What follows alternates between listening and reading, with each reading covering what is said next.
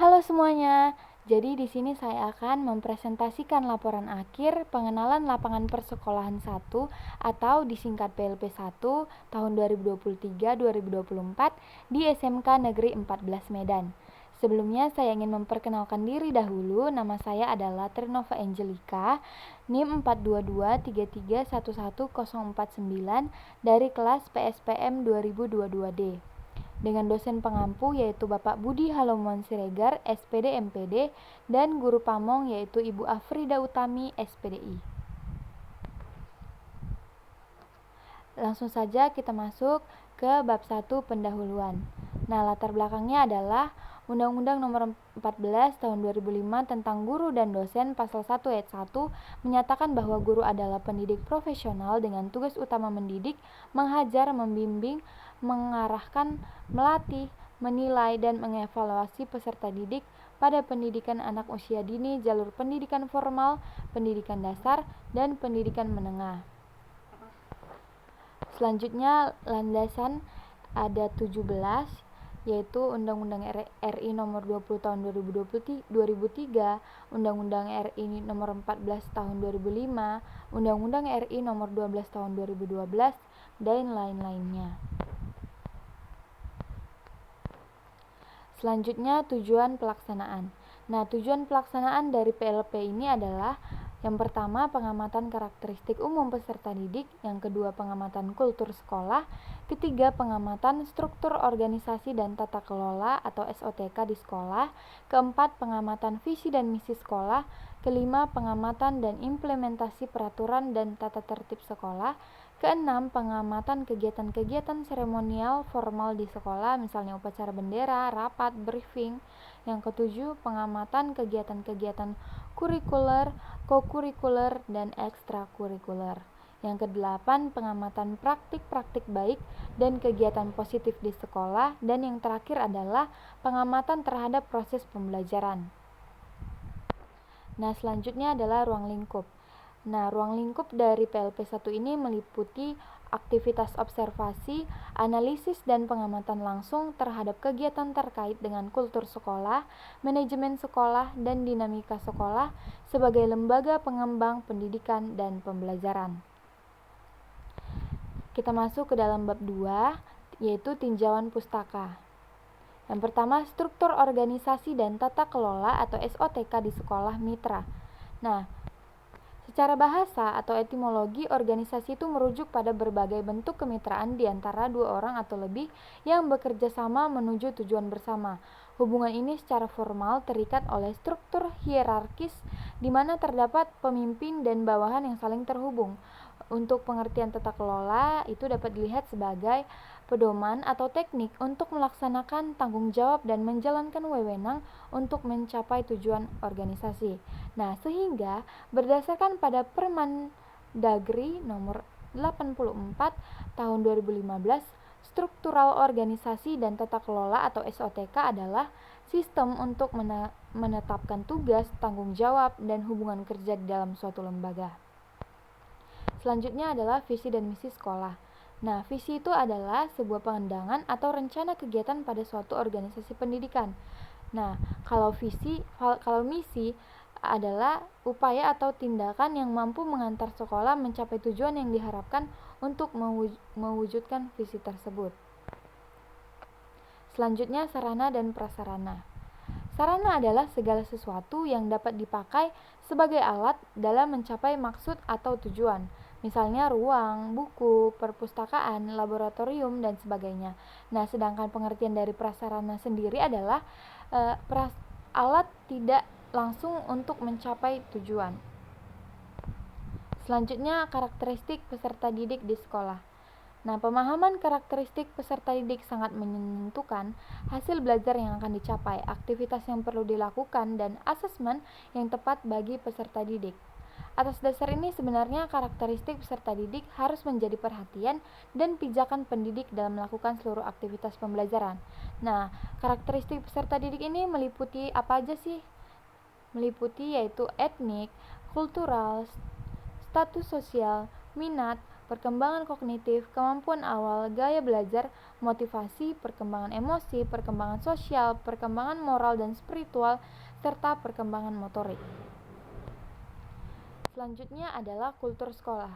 Budaya sekolah atau kultur sekolah itu merupakan himpunan norma-norma, nilai-nilai dan keyakinan, ritual dan upacara, simbol dan cerita yang membentuk persona sekolah. Nah, di sini tertulis harapan untuk membangun dari waktu ke waktu sebagai guru, administrator, orang tua dan siswa bekerja sama, memecahkan masalah, menghadapi tantangan dan mengatasi kegagalan. Nah, budaya atau kultur sekolah ini adalah pola nilai-nilai, norma-norma, sikap, ritual, mitos, dan kebiasaan-kebiasaan yang dibentuk dalam waktu yang lama dalam sekolah. Selanjutnya adalah peraturan dan tata tertib sekolah. Peraturan dan tata tertib sekolah itu merupakan elemen penting yang membantu menciptakan lingkungan belajar yang tertib, aman, dan kondusif bagi semua peserta didik. Peraturan ini biasanya mencakup berbagai aspek mulai dari ketepatan waktu, perilaku di kelas, berpakaian, hingga penggunaan fasilitas sekolah. Selanjutnya adalah kegiatan seremonial formal di sekolah. Kegiatan seremonial formal di sekolah merupakan rangkaian acara yang penting yang diselenggarakan secara rutin dan terjadwal. Seremonial formal umum adalah seremonial atau perayaan yang dilakukan secara umum dan hampir merata semua sekolah, seperti peringatan hari besar negara ataupun hari besar sekolah tersebut. Nah, salah satu kegiatan utama adalah upacara bendera yang dilaksanakan setiap hari Senin atau pada hari-hari tertentu lainnya seperti Hari Pendidikan Nasional, Hari Guru, dan hari-hari lainnya. Nah, yang selanjutnya adalah kegiatan kokurikuler dan ekstrakurikuler di sekolah. Kegiatan kokurikuler adalah kegiatan yang dalam pelaksanaannya dilakukan di luar kelas, serta jam pelajarannya dengan tujuan membantu peserta didik dalam hal pendalaman serta penghayatan terhadap materi yang telah didapatnya dalam kegiatan intrakurikuler. Nah, sedangkan kegiatan ekstrakurikuler adalah program kegiatan yang dalam pelaksanaannya dilakukan oleh peserta didik yang berada di luar kelas dan di luar jam pelajaran, dengan tujuan untuk membantu dalam hal mengembangkan potensi sumber daya manusia yang dimiliki oleh peserta didik. Yang selanjutnya adalah praktik baik dan kegiatan positif di sekolah. Salah satu praktik baik yang umum dilaksanakan di sekolah adalah penerapan gerakan literasi sekolah atau GLS yang diatur dalam Peraturan Menteri Pendidikan dan Kebudayaan Nomor 23 Tahun 2015 tentang penumbuhan budi pekerti. Nah, GLS ini bertujuan untuk menumbuh kembangkan budaya literasi di sekolah, baik literasi baca tulis, numerasi, sains, digital, finansial, maupun budaya dan kewargaan. Nah, selanjutnya kita masuk ke dalam bab 3 yaitu metodologi. Yang pertama adalah waktu pelaksanaan. Nah, pelaksanaan kegiatan praktik lapangan persekolahan atau PLP1 ini berlangsung selama 3 bulan terhitung dari tanggal 21 Maret 2024 hingga 29 Mei 2024 dan tempat pelaksanaannya adalah di SMK Negeri 14 Medan yang beralamat di Jalan Karya Dalam nomor 26 Karangberombak, Kecamatan Medan Barat, Kota Medan, Provinsi Sumatera Utara. Di sini dilampirkan peta atau maps dari sekolah tersebut yaitu SMK Negeri 14 Medan. Selanjutnya adalah metode observasi.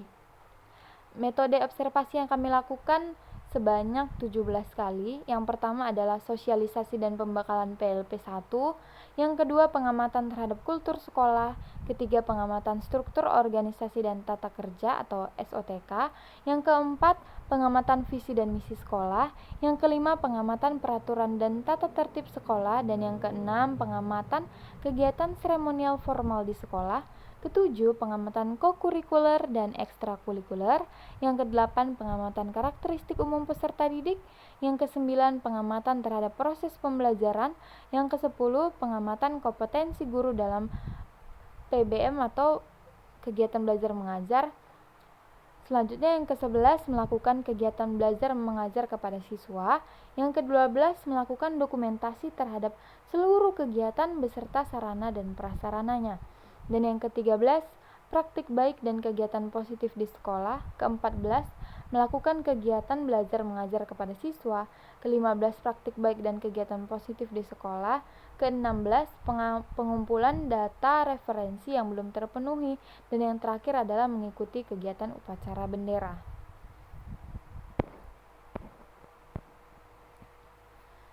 Selanjutnya kita masuk ke dalam bab 4, yaitu hasil pengamatan. Yang pertama, karakteristik umum peserta didik. Berdasarkan hasil pengamatan dan penelitian yang kami laksanakan secara langsung di SMK Negeri 14 Medan, kami dapat menyimpulkan bahwa pengamatan terhadap karakteristik peserta didik di SMK ini menunjukkan adanya keanekaragaman yang mencolok dalam hal minat, keterampilan, dan motivasi belajar. Secara umum, siswa SMK Negeri 14 Medan cenderung memiliki minat yang kuat pada bidang praktis dan teknis sesuai dengan jurusan yang mereka pilih, seperti otomotif, tata boga, atau teknologi informasi.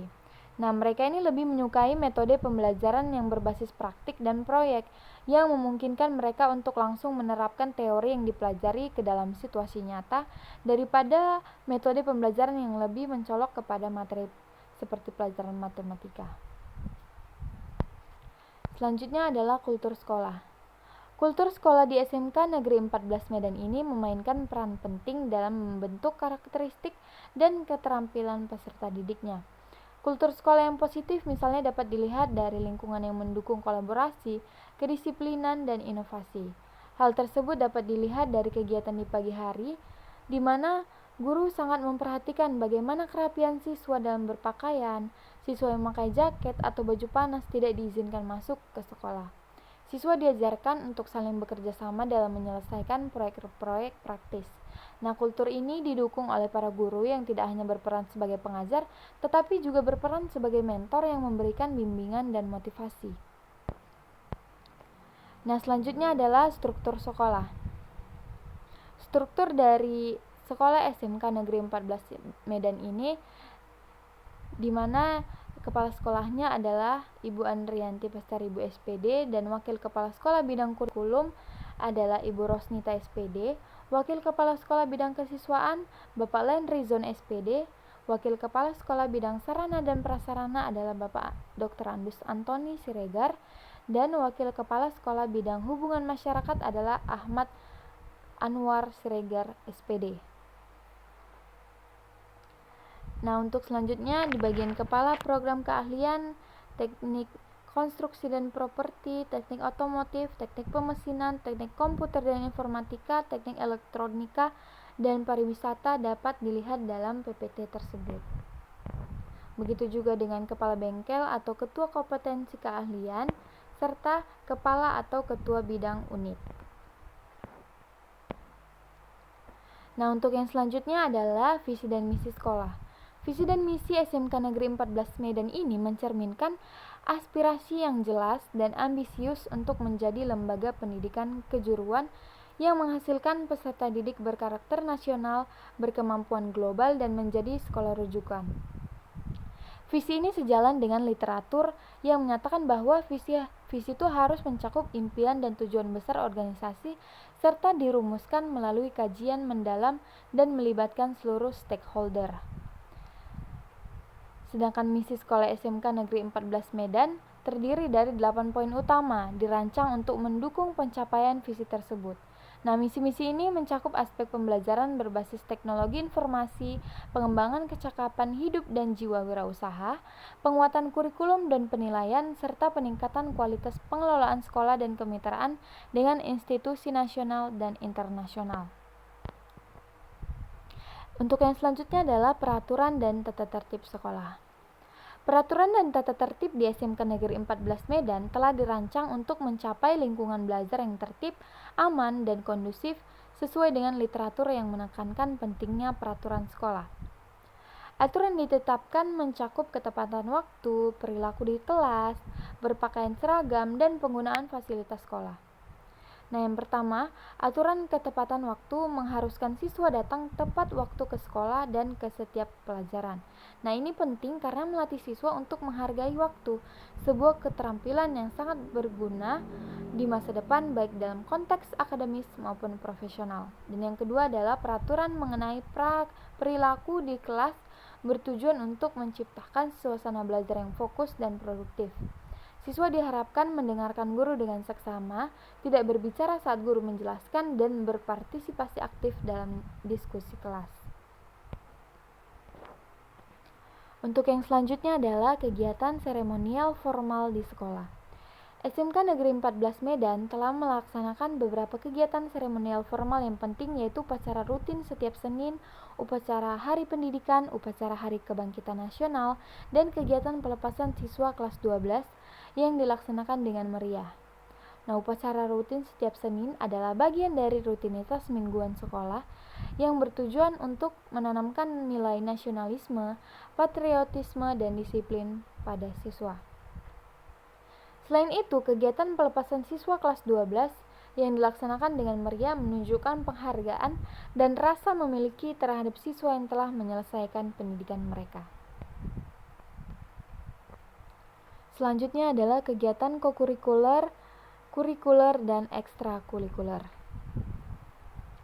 Berdasarkan hasil pengamatan diperoleh bahwa SMK Negeri 14 Medan menunjukkan adanya upaya serius dan berkelanjutan dalam mengimplementasikan kegiatan kurikuler, kokurikuler, dan ekstrakurikuler. Nah, kegiatan kokurikuler dan ekstrakurikuler yang terdapat di SMK Negeri 14 Medan ini dijadwalkan dengan baik serta terdapat pembina pada masing-masing ekstrakurikuler. Namun, tidak semua guru dan siswa di SMK Negeri 14 Medan ini wajib mengikuti kegiatan tersebut. Setiap kegiatan ekstrakurikuler memiliki guru pembina sehingga siswa dapat memilih dan menentukan bakat dan minat yang diinginkan untuk diikuti. Untuk yang selanjutnya adalah praktik baik dan kegiatan positif di sekolah. Lingkungan di SMK Negeri 14 Medan menunjukkan upaya yang konsisten untuk menciptakan suasana pendidikan yang kondusif dan membangun karakter baik di antara guru dan siswa. Guru dan siswa di sekolah ini selalu berusaha menunjukkan perilaku yang dapat dijadikan contoh demi meningkatkan mutu pendidikan. Lingkungan sekolah memberikan kesan yang positif dengan menyediakan sarana dan prasarana yang diperlukan untuk mendukung proses pembelajaran. Untuk yang selanjutnya adalah proses pembelajaran.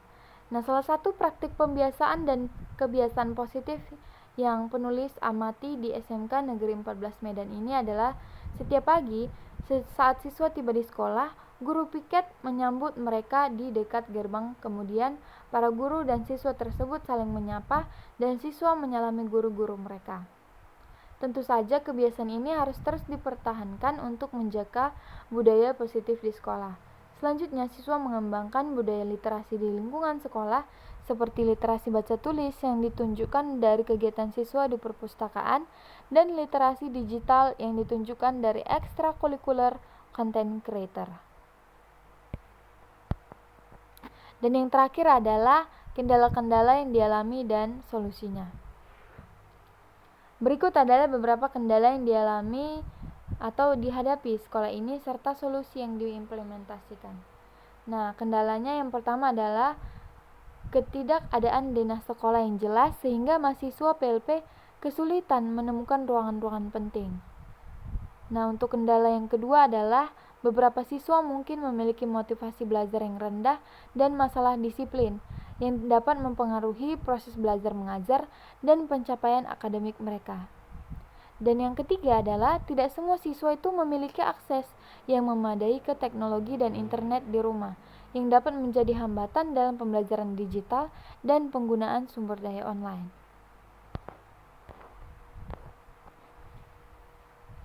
Selanjutnya bab 5 penutup. Nah, kesimpulan dari hasil penelitian kami di Sekolah SMK Negeri 14 Medan ini adalah yang kami lakukan kurang lebih 2 bulan, kami dapat menyimpulkan bahwa proses belajar mengajar di sekolah ini berjalan dengan sangat baik dan efektif. Nah, di SMK Negeri 14 Medan ini menerapkan kurikulum kurikulum merdeka dalam kegiatan pembelajarannya.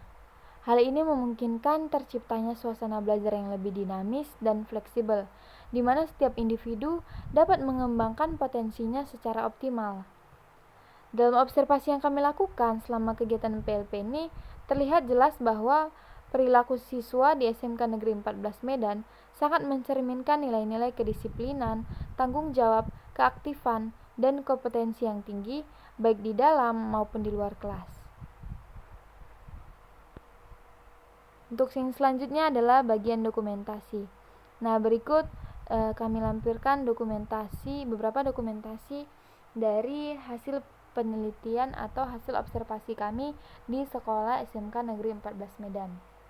Di mana dokumentasinya yaitu ada dokumentasi dengan guru pamong, dokumentasi karakteristik siswa, lalu kami membersihkan lobi, upacara bendera, kami mengamati minat belajar siswa, kegiatan senam pagi, lalu mengamati sarana dan prasarana, selanjutnya mengamati praktik jurusan, yang selanjutnya adalah kami melaksanakan apel pagi, yang selanjutnya mengamati guru mengajar, dan yang selanjutnya pelanggaran tata tertib sekolah dan mengamati fasilitas kelas serta dokumentasi lainnya. Nah, sekian presentasi yang dapat saya lakukan. Jika ada kata atau yang salah mohon dimaafkan. Akhir kata saya ucapkan terima kasih dan selamat malam.